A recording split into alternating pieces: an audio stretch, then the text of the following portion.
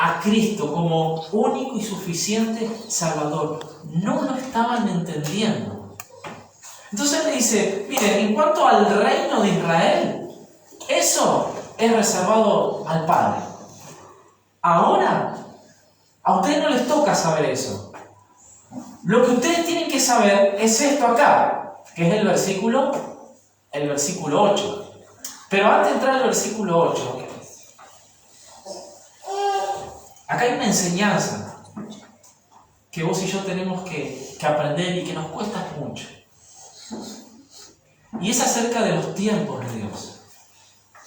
Usted se da cuenta que los tiempos de Dios no son muchas veces nuestros tiempos. Ellos querían algo ya rápido, instantáneo. Acuérdese que acá el pueblo judío estaba bajo el control y el dominio ¿de qué? Del Imperio Romano. Ellos no la estaban pasando bien como nación. Porque tenían a Roma encima, que les pisaba la cabeza. Y los tenía como esclavos. Y más allá del maltrato, de la esclavitud, del desprecio que le tenían al pueblo judío, hacían con ellos lo que querían. Claro que ellos anhelaban un reino, porque los profetas hablaban de eso. Pero se dieron cuenta de que no era el tiempo todavía. ¿Y qué hay de los tiempos de Dios? Realmente esto no salió como ellos querían. ¿Nunca te pasó que las cosas no te salieron como usted quería, como usted pensaba? No es importante que ahí usted y yo podamos meditar de que Dios está por encima de los tiempos y de los acontecimientos. En este versículo, Jesús dice que el Padre puso en su sola potestad. Y hay cosas en nuestras vidas que solo pertenecen a Dios. Hay propósitos, planes eternos, acontecimientos en nuestras vidas que solo están en las manos de Dios, pertenecen a Él, y que Él es soberano sobre esos tiempos y sobre esos acontecimientos y aún sobre nuestras vidas. Realmente acá los que estaban reunidos con Jesús tuvieron que ejercer una fe en el Dios soberano, en el Dios que tiene el control de todas las cosas, en el Dios que está por encima de la historia del hombre y de los acontecimientos. Dígame usted si no estamos atravesando un tiempo especial como nación. ¿Sí o no? Realmente sí. Y nos afecta a todos el problema que estamos pasando como nación. Nos afecta psicológicamente, nos afecta económicamente, nos afecta emocionalmente. El tiempo que tú y yo estamos viviendo como nación nos afecta de alguna u otra manera, nos afecta a nivel social, nos afecta a nivel familiar, pero también nos afecta de una manera personal. Y es interesante ver acá de que Dios está por encima de la historia, de los acontecimientos y de las épocas y de las edades. Y que todo eso, aunque vos y yo muchas veces no nos entendamos el camino por el cual estamos transitando, qué importante es saber de que Dios está por encima y que está en control de nuestras vidas, de nuestra historia, de nuestros acontecimientos, de nuestras vidas personales. Realmente los discípulos acá quisieron mirar el futuro y decir, ya está todo listo para establecer el reino. Y el Señor les dijo, ¿qué les dijo el Señor? Mira muchachos, el futuro le pertenece a Dios. El futuro es del Señor. Tú no sabes lo que te va a pasar en el futuro. El futuro es incierto muchas veces en nuestra vida personal. ¿Y qué va a pasar con nuestra familia? ¿Y qué va a pasar con nuestros hijos? ¿Y qué va a pasar con el asunto laboral? No lo sabemos. Pero hay algo que sí sabemos, y que eso tiene que traer confianza y paz a nuestra mente y a nuestro corazón. Dios está por encima de los acontecimientos de este mundo. Dios está por encima de los acontecimientos históricos. Él está por encima del hombre. Él está en total control y autoridad de nuestra nación, pero también de nuestras vidas personales. Fíjense que Cristo no les dio explicaciones, les cortó de una. Mira, a usted no le corresponde saber este tema en este momento. Nada más. Los dejó ahí. ¿Qué tenían que hacer los discípulos? Y tener fe. Y creerle al Señor. Miren, no sabemos el futuro. Pero, ¿qué es lo que sabemos? La voluntad de Dios. No sabemos qué va a pasar el día de mañana. Pero sí, ¿qué sabemos? Y podemos tener conocimiento de quién. ¿De quién es Dios? Y eso ya nos basta. El hecho de saber de que Dios está por encima de la historia. Esa es la primera enseñanza que vos y yo podemos extraer de este diálogo que Jesús está teniendo en esos 40 días. Confiemos en el Señor. Esperemos en Él. Que el futuro no nos cause ni ansiedad ni estrés, sino que podamos saber esperar, estar quietos, silenciar la mente y el corazón y tener fe en Dios, en lo que Él es y en lo que Él nos ha dejado. Y de esa manera poder transitar día tras día. Esa es la primera enseñanza que yo saco. Pero hay una segunda enseñanza que tiene que ver con una tarea, con una misión. ¿Y usted sabe cuál es el llamado de la iglesia? ¿Usted sabe a qué Dios le llamó? ¿Sabe a qué Dios le llamó? ¿Usted está seguro a lo que Dios le ha llamado? No, Luca, pero la verdad que estoy en un tiempo de oración, estoy orando al Señor, a ver a qué el Señor me llamó, a ver a qué Señor quiere que yo haga, y no tengo mucha claridad todavía, y estoy en eso. Hace poco recién comencé a orar por ese asunto, y la verdad que estoy en un tiempo de espera, esperando a ver a qué Dios me llamó, o qué es lo que tengo que hacer en este mundo. Y sabe que si estamos en ese transitar, realmente estamos perdiendo el tiempo. Porque acá en el versículo 8 yo ya veo claramente a qué Dios me llamó. No tengo que orar por esto.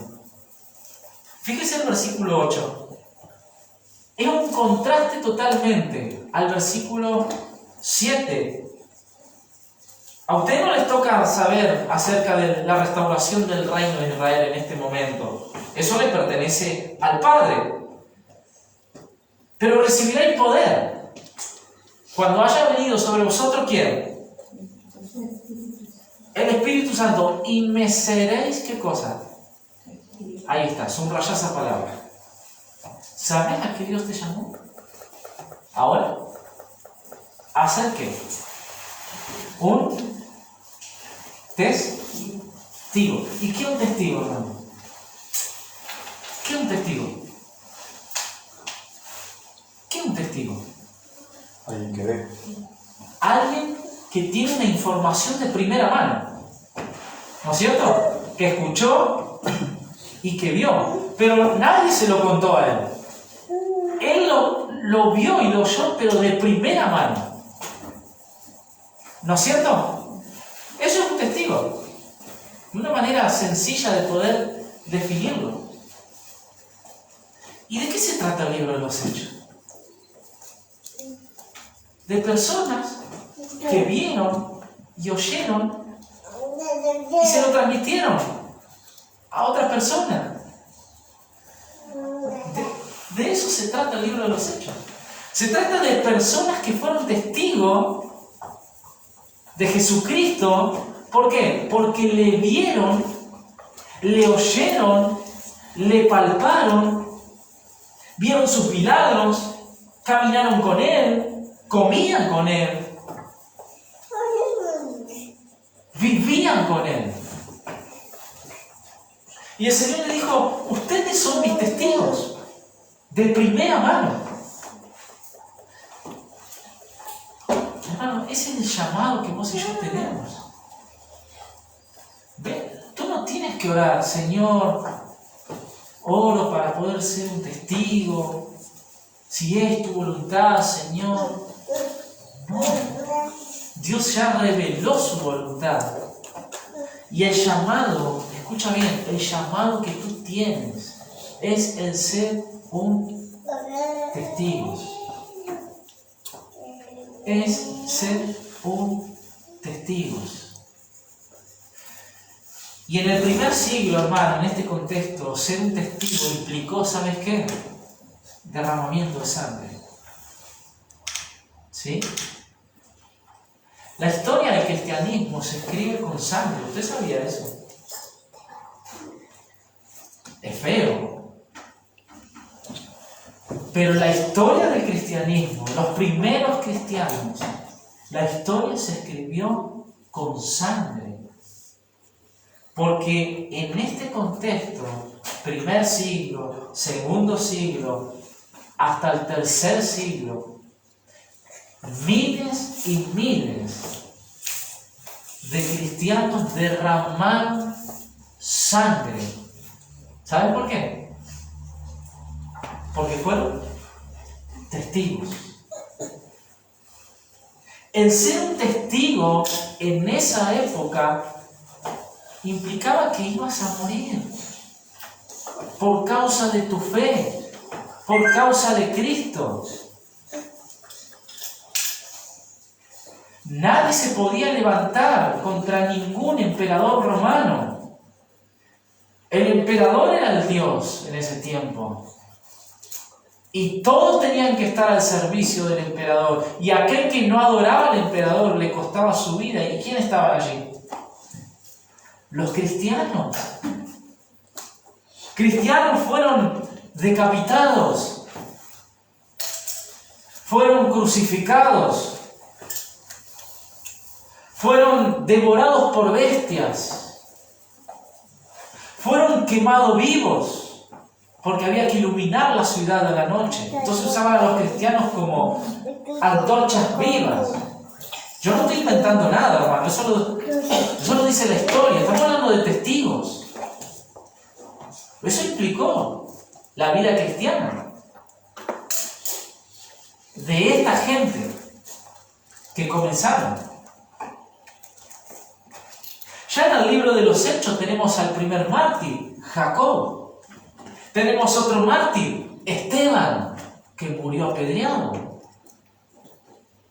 Ya en el libro de los Hechos comienza lo que implicaba ser un testigo. No tenemos que ir a la historia secular. Ya en la historia acá bíblica, en el libro de los Hechos, vamos a ver lo que implicó ser un testigo. Claro, y este versículo le podemos poner la misión. Y la misión es ser un testigo. Simplemente dar testimonio de quién. ¿De quién fue Jesús? Ser un testigo es hablar a otros acerca de Jesús. ¿De quién fue Jesús? ¿Y qué es lo que hizo Jesús?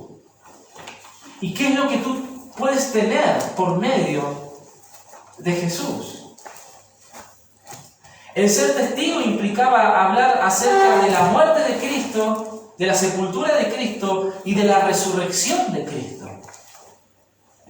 Eso implicó ser un testigo. Lo mismo igual para nosotros hoy en día. La pregunta es, bueno, ¿qué estoy haciendo yo con mi testimonio? ¿Qué estoy haciendo yo con el mensaje del Evangelio que supuestamente transformó mi vida? ¿Qué estoy haciendo yo con mi testimonio? ¿A quién yo le estoy contando acerca de Cristo? Y fíjense que Jesús le dice, a ustedes no les toca saber acerca de la restauración del reino de Dios, pero yo tengo un programa para ustedes. Y el programa es este: me seréis testigos en Jerusalén, me seréis testigos en Judea, en Samaria y hasta lo último ¿de qué? De la tierra. Me seréis testigos en Jerusalén, capítulo 1 y capítulo 8. Me seréis testigos en Judea, en Samaria, del capítulo 8 al capítulo 12. Y me seréis testigos hasta lo último ¿de qué? De la tierra, del capítulo 12 hasta el final del libro. ¿Se da cuenta que usted tiene un bosquejo acá del libro de los Hechos? ¿Usted se da cuenta del programa de Cristo acá para la iglesia? Le hago una pregunta, hermano. Nos hacemos una pregunta. ¿Usted ha sido un testigo en Jerusalén? ¿Ha sido ya un testigo en su Jerusalén? ¿Cuál es su Jerusalén? Sus vecinos. Su manzana. Su barrio. Eso sería Jerusalén. Ese sería su Jerusalén. El Evangelio comenzó en la ciudad de Jerusalén, primeramente en Jerusalén. Pero después traspasó la ciudad de Jerusalén. ¿Y llegó a dónde? A los alrededores de Jerusalén. Judea y Samaria. ¿Cuál sería nuestra Judea y Samaria? Naret, Ramayón, Soledad, Videla, Escalada, Saraley, y hasta lo último de la tierra.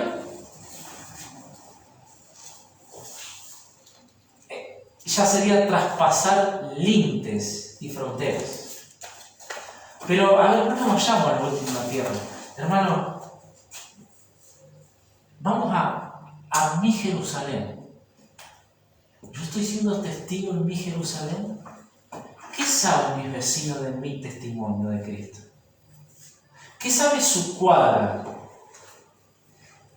de sus testimonios de Cristo? Su manzana, donde usted vive, su Jerusalén, ¿ya sabe acerca de Cristo?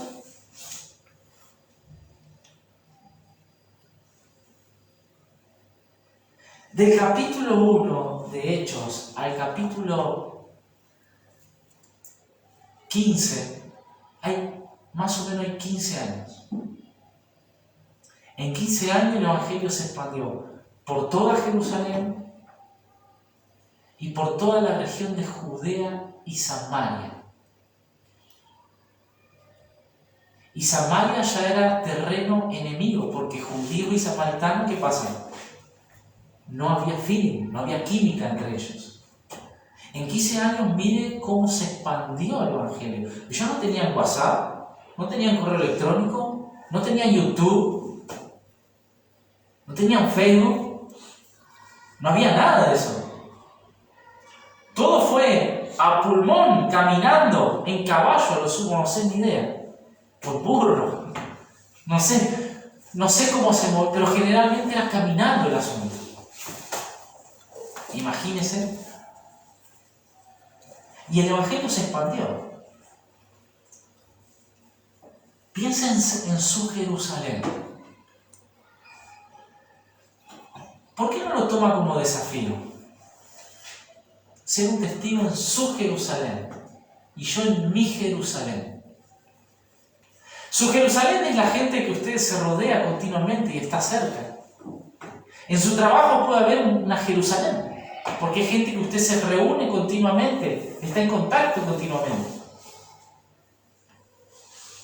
Ser un testigo. Allí, hablar de Cristo y llevar adelante la gran comisión de ir y predicar, ¿qué cosa? El Evangelio. ¿Usted puede identificar su Jerusalén? Ore al Señor. Tome el desafío y el Señor, quiero ser un testigo. Señor, el Señor nos puso en una Jerusalén. Dejemos Judea y Samaria tal vez para años más adelante, para las próximas generaciones. No quiere decir que no podemos ir. El año pasado fuimos a Soledad, por ejemplo. Nos fuimos a Judea y Samaria, por decirlo así de alguna manera. Nos fuimos en auto, volvimos en auto. Fuimos un par de horas, nada más. Pero ¿por qué no tomamos el desafío de ser testigos en Jerusalén? Trace un compás en su casa y haga un círculo. ¿Sí? Extienda el compás lo que más sea y haga un redondel imaginariamente. Esa es su Jerusalén. Esa es mi Jerusalén. Allí es donde yo tengo que comenzar a ser un testigo del Señor. Esa es la misión. Ahora, ¿saben por qué fueron testigos ellos? Porque ellos recibieron poder. ¿Y quién fue el poder? ¿La presencia de quién? Del Espíritu Santo. ¿Saben de qué me habla esto, hermano? ¿Saben por qué se extendió el Evangelio tan rápidamente? En solamente 30 años llegó hasta Roma. Acuérdense, ahí no había vehículos, no había trenes, no había aviones, no había redes sociales, no había nada. ¿Saben por qué? Por el ministerio del Espíritu Santo en la vida de los creyentes. Por eso el Evangelio se pudo expandir. El Espíritu Santo los empoderó. Ese poder, esa palabra, ¿sabe qué significa? Dinamita. Es la palabra dinamita. Pero recibiréis dinamita. ¿Y para qué se usa la dinamita, hermanos? ¿Para qué se usan las dinamitas hoy en día? ¿Para qué? ¿Para abrir qué cosa? Caminos. Para hacer rutas. Para hacer túneles. Inyectan dinamitas en los cerros. ¿Y el Evangelio qué fue en esa época? Fue una dinamita para abrir caminos. Pero ellos no abrieron caminos literales. ¿Qué tuvieron que traspasar ellos? Tuvieron que traspasar un imperio romano. Tuvieron que traspasar una cultura, formas de vivir, ideologías que estaban todas fundamentadas en la inmoralidad, en el pecado, en la idolatría, en el paganismo. ¿Saben lo que fue para un gentil convertirse a Cristo? Cuando ellos tenían un montón de dioses, una vida totalmente inmoral, desordenada, hundida en el pecado, con ya una cultura definida, con una ideología ya en su mente. ¿Qué es lo que solo podía transformar una mente en ese momento? Y tenía que ser un arma de alto calibre para derrumbar eso y abrir camino. ¿Qué fue, hermano? El Espíritu Santo por medio de la predicación del Evangelio. Cuando tú predicas el Evangelio, tú prendes una dinamita en la persona. Porque esa persona tiene una forma de vivir, tiene una manera de pensar, tiene una ideología. Y tú tienes que derrumbar todo eso en la mente de la persona. Tú tienes que derrumbar toda esa fortaleza y todo ese fundamento que tiene de este sistema, tú tienes que derrumbar todo eso. ¿Cómo tú vas a hacer eso? Tú no puedes hacerlo. Se necesita una asistencia divina. Y es el Espíritu Santo por medio de la predicación de qué? Del Evangelio. ¿Quién es el que convence de pecado? El Espíritu Santo. ¿Cuál es la enseñanza, carnal? El desafío a ser testigo. Pero la importancia, ¿sabe de qué? De la asistencia divina en nuestras vidas. De la obra del Espíritu Santo en nuestros corazones.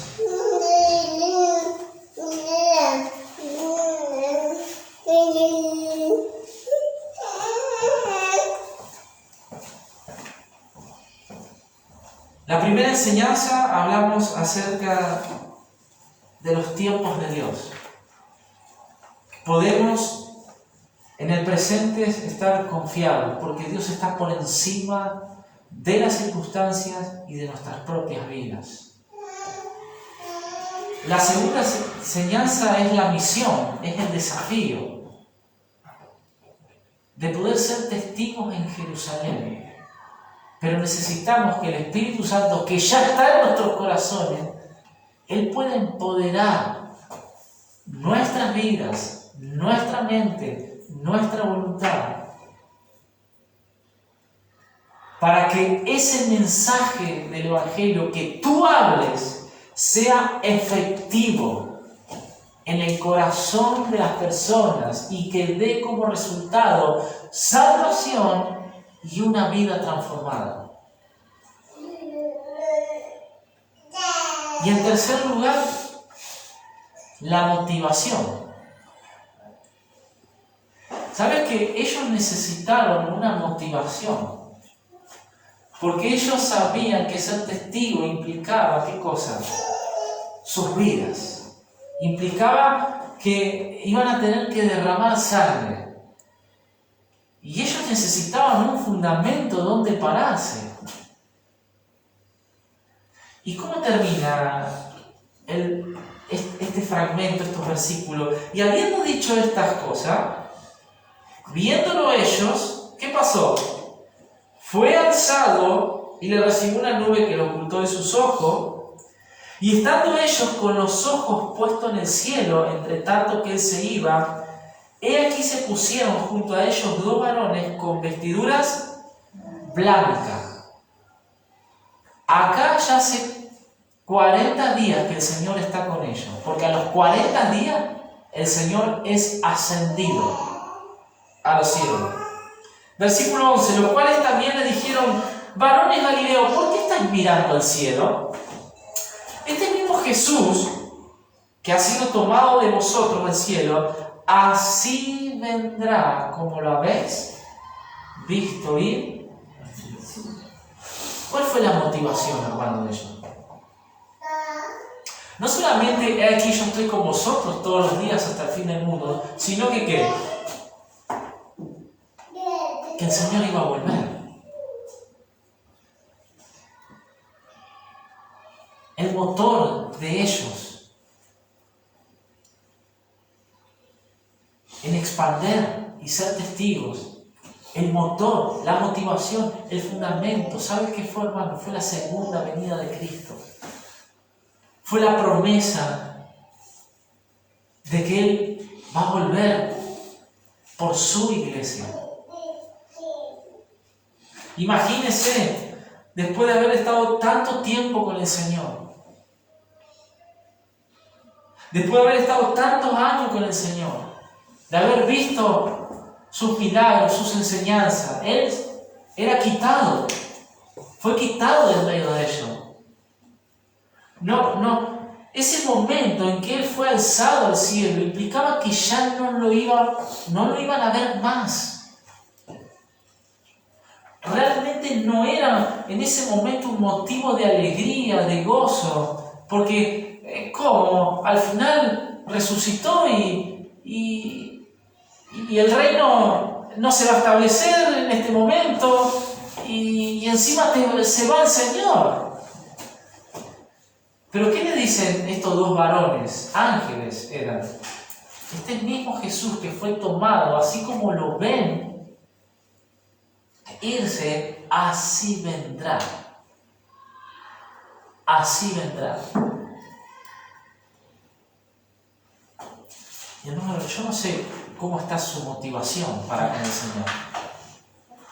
Yo no sé a usted qué le motiva a leer las Escrituras, no sé qué le motiva a orar al Señor, no sé qué le motiva a congregarse, no sé qué le motiva a ser un testigo, no sé qué le motiva vivir una vida digna del Evangelio. Le hago una pregunta, ¿tiene alguna motivación usted para todo eso? Bueno, yo tengo una acá, de que Él vuelve, de que Él va a venir por usted y por mí, Él lo promete. Así como vino en su primera venida, de la misma manera Él va a volver en una segunda venida.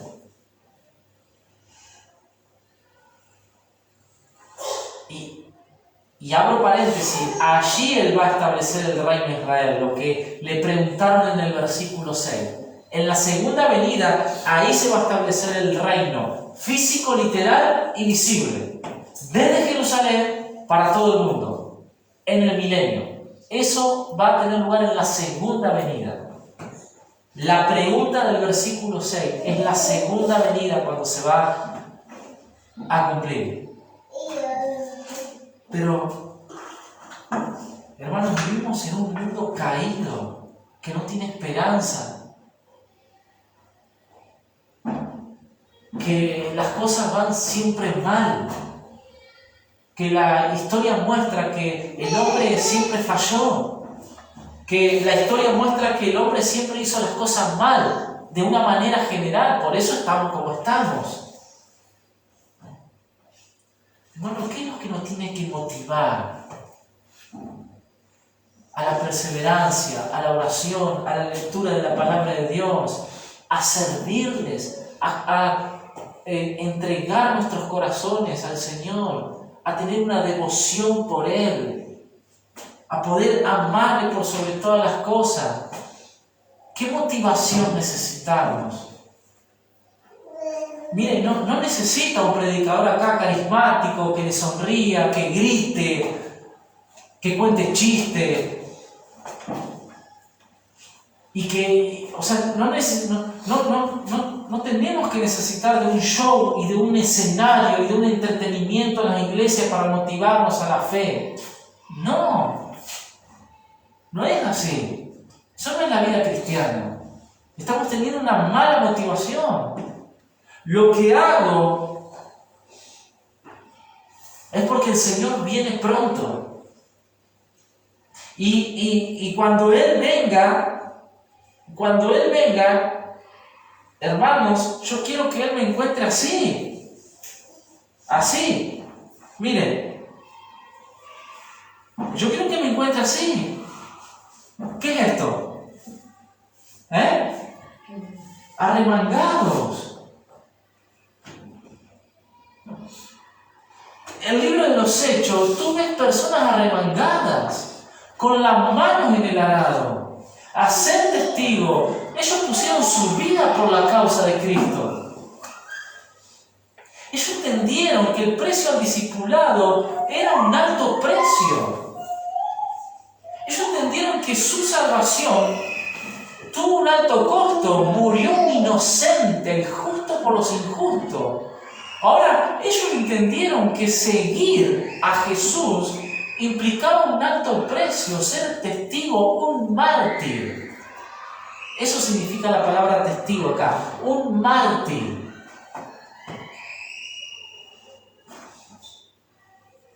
Arremangados para la obra del Señor y para expandir el reino de Dios sobre este mundo. Mira el desafío que tenemos y no terminamos el primer capítulo. Imagínense lo que nos queda todavía a transitar. ¿Cuáles son las enseñanzas, hermanos? Y ya terminamos. El Señor viene pronto. Ya su paso se escucha. Lucas, pero pasó 2000 años ya de la muerte de Cristo. Pasaron 2000 años. Desde tu perspectiva, pasaron 2000 años. Pero desde la perspectiva de Dios, son como 2 días. ¿No es cierto? Desde la perspectiva de Dios, 2000 años para Dios son 2 días. Porque Él no está sujeto al tiempo. Él es atemporal. En la eternidad no existe el reloj, los almanaques y los días de la semana. Siempre es un presente continuo. Entonces para Dios 1000 años como un día, y un día como 1000 años. Entonces desde la perspectiva de Dios, que es de esa manera en que tú tienes que vivir, pasaron solamente 2 días de la crucifixión de Cristo, ¿sabes? Recién.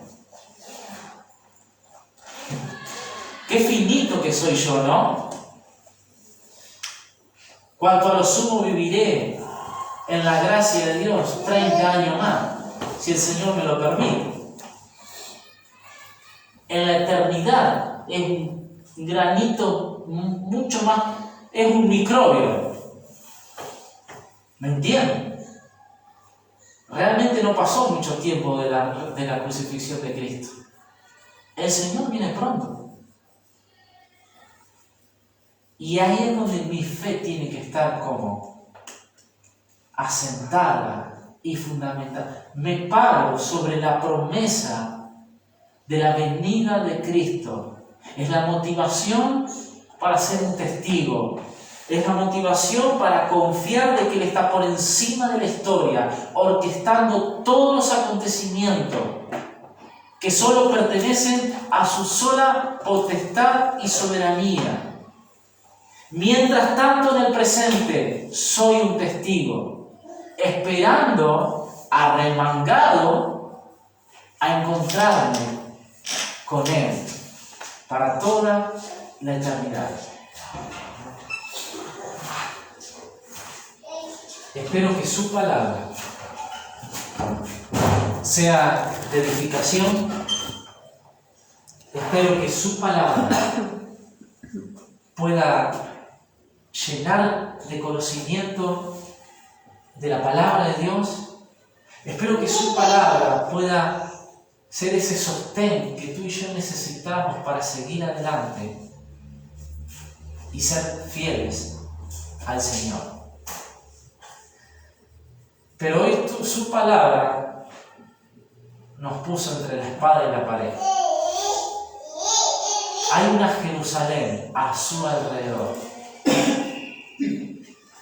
Vamos a tomar ese desafío de ser testigos en Jerusalén. Vamos a orar y terminamos. Padre, en el nombre del Señor Jesús, te damos gracias en esta mañana. Gracias, Señor, por tu palabra. Espíritu Santo de Dios, que vives en nuestros corazones. Que puedas fortalecernos, levantarnos, darnos la valentía para poder ser testigos de Jesús. En esta mañana, Señor, tú eres glorificado en nuestros corazones. Esta mañana nos postramos delante de ti en adoración hacia tu nombre. Y miramos el ejemplo de los primeros cristianos, que ellos pusieron su vida por causa del nombre de Jesucristo. ¡Qué buen ejemplo! Pero miramos tu palabra, Señor, y tú nos dices que de la misma manera que ascendiste, de esa misma manera vas a volver. Que el encuentro contigo, Señor, sea la motivación de todos los días de nuestras vidas para poder honrarte, glorificarte, ser un testigo y ser fieles en nuestro andar diario. Señor, te pido por mis hermanos aquí representados, por Juana, María, la Blanqui, Cintia, Emilene, Nancy, Pablo, los niños que están allí, y por los hermanos que hoy no pudieron asistir. Señor, esa es tu iglesia. Que tu Espíritu Santo pueda obrar de una manera libre en nuestros corazones, impulsándonos a tomar el desafío de poder llevar el mensaje del Evangelio a nuestra Jerusalén, a San Justo. Gracias, Señor, por tu presencia en nuestra vida. Encomendamos cada día de la semana en tus manos, Señor, y que podamos caminar en victoria, honrando tu nombre y glorificándote a ti en nuestros corazones, en nuestros pensamientos, para la gloria de tu nombre. Oramos en el nombre del Señor Jesús. Amén. Muy bien. Dios te bendiga.